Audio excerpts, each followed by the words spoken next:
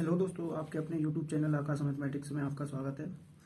दोस्तों, आपने रोजगार विद अंकित ऐप डाउनलोड कर रखा होगा, जिसमें प्रत्येक रविवार को फ्री वीकली टेस्ट आता है, जिसमें से 19 मार्च 2023 उत्तर प्रदेश पुलिस का प्रैक्टिस सेट रोजगार विद अंकित ऐप पर डला हुआ है, जिसमें से हम मैथ वाले पार्ट का सॉल्यूशन करेंगे, जिसमें लगभग 21 क्वेश्चन है।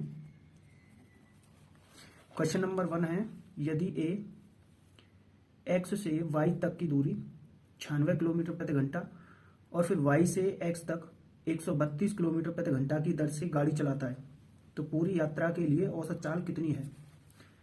यानी हमें क्वेश्चन दिया गया है कि ए किसी दूरी को एक्स से वाई तक 96 किलोमीटर पर आवर की गति से तय करता है, और साथ में ये भी दिया गया है कि वह वाई से एक्स तक 132 किलोमीटर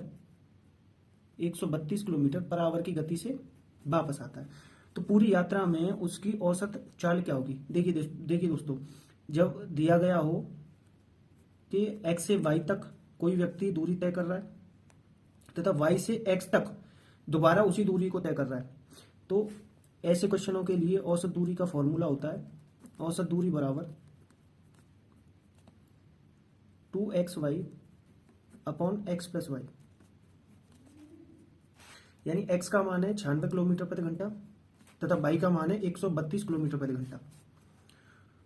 x का मान रखेंगे 96, y का मान दे रखा है 132।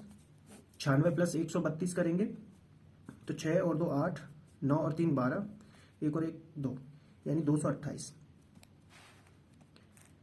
फिर इसका मल्टीप्लाई करेंगे तो मल्टीप्लाई करके आएगा 2 गुणा 96 गुणा 132 का 25,344 अपॉन 228। 25,344 को 228 से डिवाइड करेंगे तो आंसर मिलेगा 111.157 डॉट डॉट डॉट, यानी कि 111.1 और 2 अंक तक लेना है। जब यहाँ पे कोई नंबर 5 या 5 से बड़ा हो, या तो 5 हो या 5 से बड़ा, तो इसे 1 बढ़ाकर लिख देते हैं। 132 किलोमीटर पर आवर ये आंसर है। क्वेश्चन नंबर 2 हमें दिया गया है, एक बाल्टी में तरल ए और बी 13:14 के अनुपात में है। 108 लीटर मिश्रण निकाला जाता है और 108 तरल बी भरा जाता है। अब यह अनुपात 7:8 में बदल जाता है। तरल बी की आरंभिक मात्रा ज्ञात कीजिए। यानी हमें दिया गया है ए और बी में किसी बर्तन में, ये बर्तन हो गया, किसी बर्तन में तरल ए और बी भरा हुआ है, जिसमें अनुपात दे रखा है 13:14। 13:14। अब बोला गया है कि बर्तन में से 108 लीटर मिश्रण निकाला गया। 108 लीटर मिश्रण निकाला गया। जब किसी बर्तन में से कोई मिश्रण निकाला जाता है तो पहले जो बर्तन में ए तथा बी के मिश्रण का जो अनुपात दे रखा था, मिश्रण निकलने के बाद भी वही अनुपात रहता है।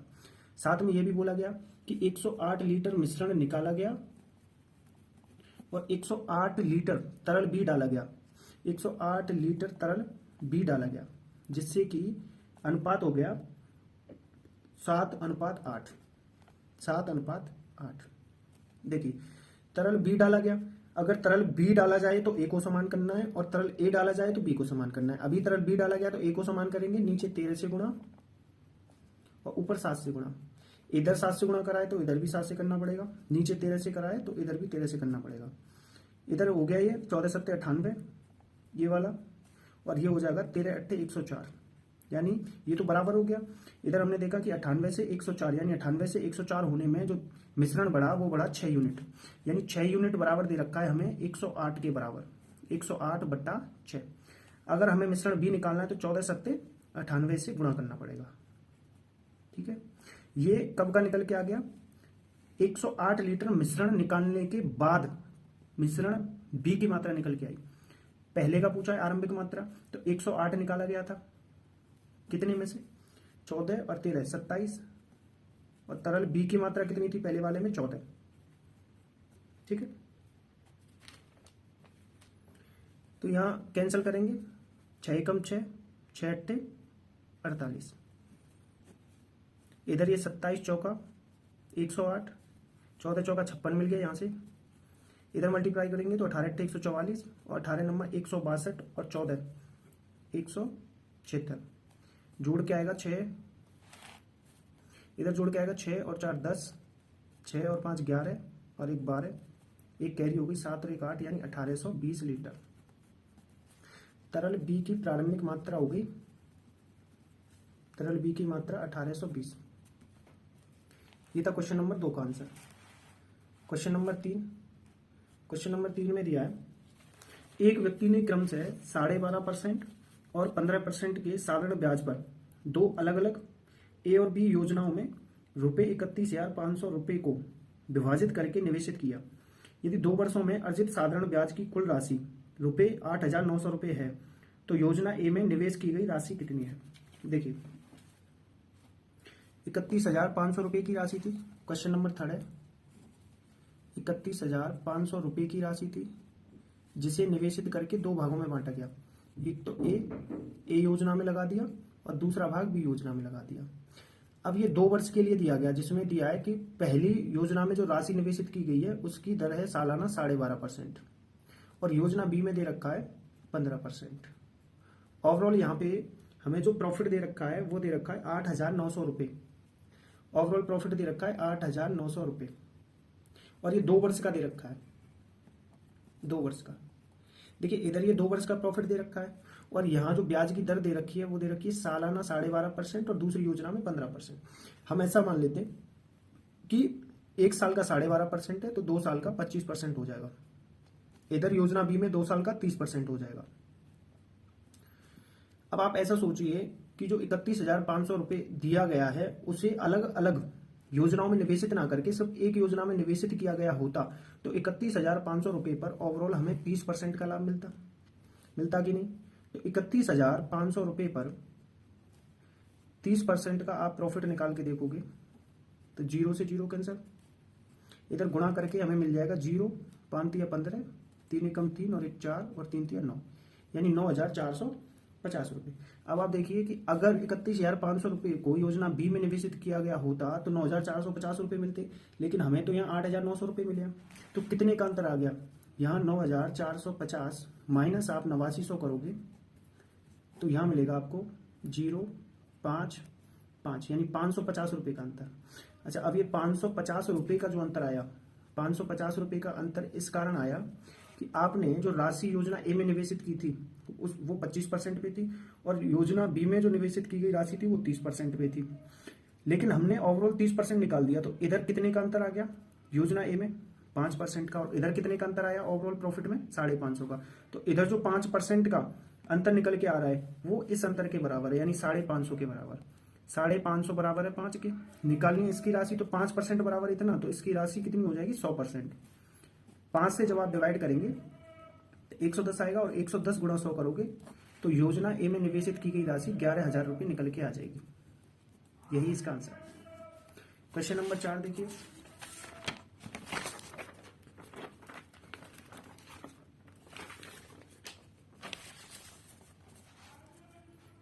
क्वेश्चन नंबर 4 में दिया गया है एक दुकानदार के पास 3 भिन्न भिन्न गुणवत्ता का दूध है।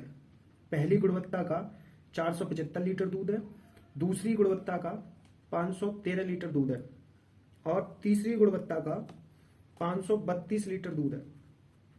तीसरी गुणवत्ता का 532 लीटर दिया। एक समान माप की बोतलों की वह न्यूनतम संख्या ज्ञात करनी है जिसमें विभिन्न गुणवत्ता के विभिन्न दूध को बिना मिश्रण के भरा जा सकता है। देखिए 3 अलग अलग गुणवत्ता के दूध दे रखे हैं, जिसमें पहली गुणवत्ता की दूध की मात्रा दे रखी है 475, 513, 532, 475, 513 और 532। देखिए जब भी इस तरह का क्वेश्चन आएगा तो आपको वह मासा लेने की जरूरत होती है, मासा लेना होता है। और मासा लेने की सबसे सरलतम विधि ये होती है कि आप जिन संख्याओं का मासा लेना है उन संख्याओं का न्यूनतम यानी कम से कम अंतर ले लें। इधर 475 और 513 में आप अंतर निकालोगे तो 13 में से 5 गया 8, 10 में से 7 गया 3, 4 में से 4 गया 0, यानी 38 का अंतर है। इधर अंतर देखें, अंतर कितने का यहाँ पे, यानी 12 में से 3 गया 9 और 2 में से 1 गया 1, यानी 19 का अंतर। जो सबसे कम अंतर है या तो वो मासा होगा या जो सबसे कम अंतर के फैक्टर होंगे, मल्टीपल होंगे, उसका कोई मल्टीपल मासा होगा। अब आप 19 से डिवाइड करके देख लीजिए, अगर तीनों संख्या 19 से डिवाइड हो रही हैं तो इसका मासा 19 ही होगा।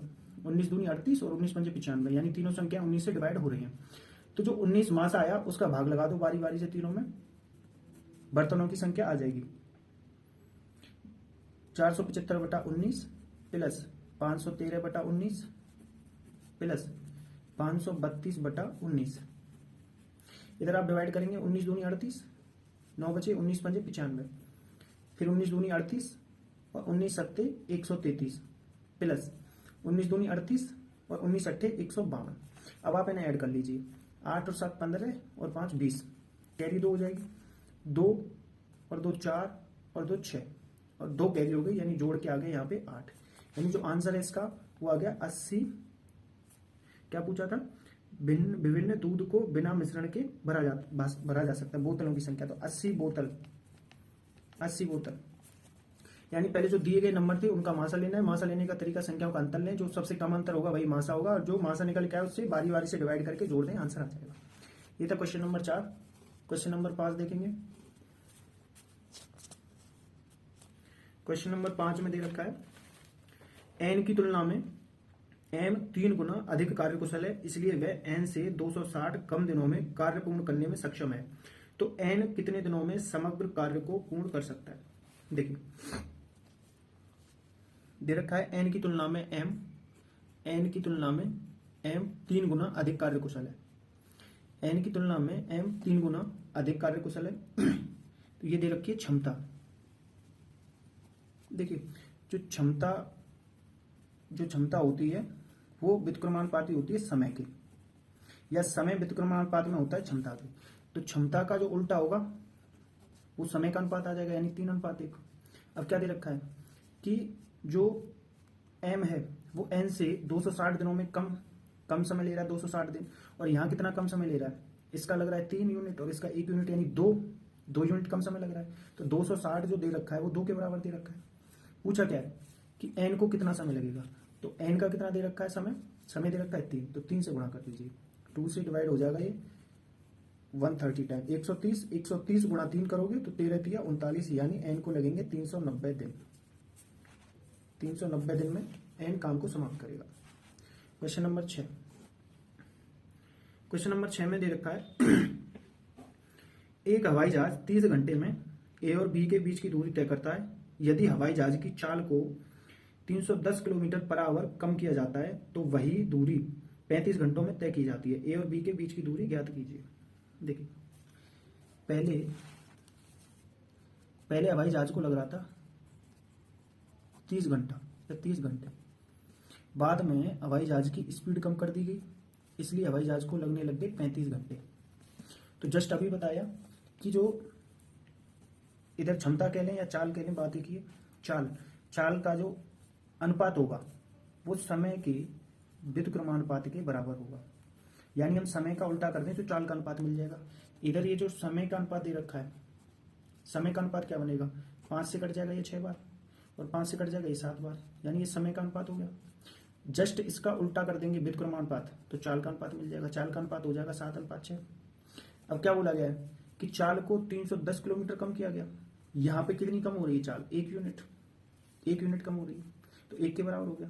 अगर हमें पहले की चाल निकालनी है जो सामान्य चाल थी तो 7 से गुणा कर देंगे, ये चाल निकल के आ गई पूरी, ठीक है। यानी 310 बराबर हो गया 1 यूनिट के, और चाल निकालनी है तो 7 से गुणा कर दिया, ये चाल निकल के आ गई। पूछा है कि सामान्य चाल से कितनी दूरी तय करेगा, तो पहले सामान्य चाल से कितना समय लग रहा था? 30 घंटे, तो 30 से और गुणा कर देंगे, यानी आंसर मिलेगा। यहाँ 2 जीरो थे, 7 × 21, 21 से कम 21, कैरी 2, 21 × 63 और 2 65, यानी 65,100 किलोमीटर। इसका आंसर आ जाएगा 65,100 किलोमीटर। अगला क्वेश्चन 7वां क्वेश्चन है। 7वें क्वेश्चन में दे रखा है एक दुकानदार ने ₹120 प्रति किलोग्राम की दर से 320 किलोग्राम चावल खरीदे। उसने 170 रुपये प्रति किलोग्राम की दर से कुल मात्रा के 90% चावल बेचे। यदि कुल 45% लाभ अर्जित करना हो तो शेष मात्रा को प्रति किलोग्राम किस दर पर बेचना चाहिए। देखिए हमें दे रखा है कि किसी व्यक्ति ने 120 रुपये प्रति किलोग्राम की दर से चावल खरीदे, 120 रुपये प्रति किलोग्राम की दर से, ठीक है।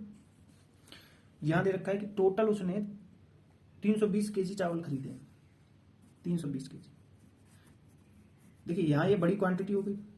आप अपने मन से कोई और भी क्वांटिटी ले सकते हैं जिससे आंसर जल्दी आ जाएगा। जैसे मैं मान लूं कि उसने 320 नहीं 10 केजी चावल खरीदे, 10 केजी, तो 10 केजी चावलों का प्राइस कितना हो जाएगा, 1200 रुपये। यानी 10 केजी चावल उसने 1200 रुपये में खरीदे होंगे 120 रुपये प्रति किलोग्राम की दर से। अब 10 केजी का 90% यानी 10 का 90% चावल उसने 170 के रेट में बेच दिए, यानी 10 का 90% और उसको 170 में बेचा, तो 0 से 0 कट गया। इधर 17 नंबर 153 यानी 1530 रुपये के चावल उसने बेच दिए। आगे क्वेश्चन में क्या दे रखा है, देखिए 9 केजी चावल तो बेच चुका है, 1 केजी चावल बचे हैं और 1 केजी का मूल्य पूछा है, तो जो भी आंसर आएगा वो वही डायरेक्ट आंसर होगा। पूछा है कि अगर उसे समग्र यानी 1200 रुपये पर 45% का लाभ चाहिए, तो 1200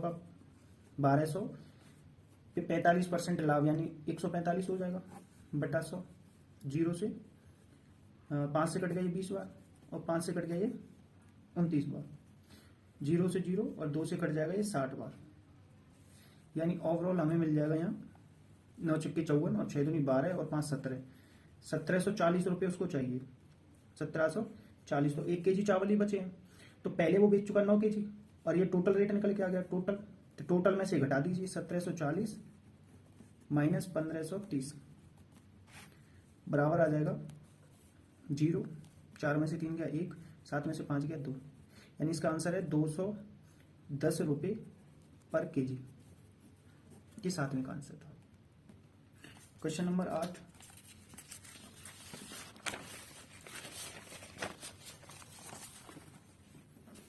क्वेश्चन नंबर 8 में दे रखा है एक व्यापारी अपने माल के मूल्य को इस तरह अंकित करता है कि 40% छूट देने के बाद उसे 15% का लाभ प्राप्त होता है। उस वस्तु का अंकित मूल्य क्या है जिसका लागत मूल्य 22,200 रुपये है। देखिए क्वेश्चन नंबर 8, जब भी हमें डिस्काउंट परसेंट और प्रॉफिट परसेंट दोनों एक साथ दिए जाएंगे, डिस्काउंट परसेंट भी दे दिया, डिस्काउंट भी और प्रॉफिट भी दे दिया, दोनों चीजें दे दी, तो ऐसी कंडीशन में एक फॉर्मूला लगता है CP upon MP। CP upon MP बराबर आता है 100 minus discount percent upon 100 plus profit percent. तो यहां से रेशियो क्या निकल के आ जाएगा, डिस्काउंट कितने का दिया, डिस्काउंट दिया है 40% का, 40% डिस्काउंट दे रखा है, 40% डिस्काउंट हो जाएगा, प्रॉफिट हो जाएगा 15%, यानी यहां से मिल जाएगा 100 minus 40 upon 100 plus profit. CP upon MP का रेशियो मिल जाएगा 60 अपॉन 115, 5 से कटेगा ये 12 बार और 5 से कटेगा 23 बार। ये CP हो गया, यानी CP हो जाएगा 12 यूनिट और MP हो जाएगा 23 यूनिट। CP दे रखा है यानी लागत मूल्य 22,200, 22,200। CP यानी CP के नीचे CP आ जाएगा, पूछा है मार्केट प्राइस तो 23 हो जाएगा। डिवाइड करेंगे 12 एकम 12, बचे कितने यहाँ से 10, 12 एकम 12 और 10 बचेंगे, 12 अट्ठे 96, 12 अट्ठे 96, 6 बचेंगे, 12 पंजे 60, यानी 185, 185 आ गया, 185, 23 से गुणा करेंगे, 23 पंजे 115, 23 अट्ठे हो जाएंगे 160 और 24 184 और 11, 184 और 11 हो जाएंगे 195,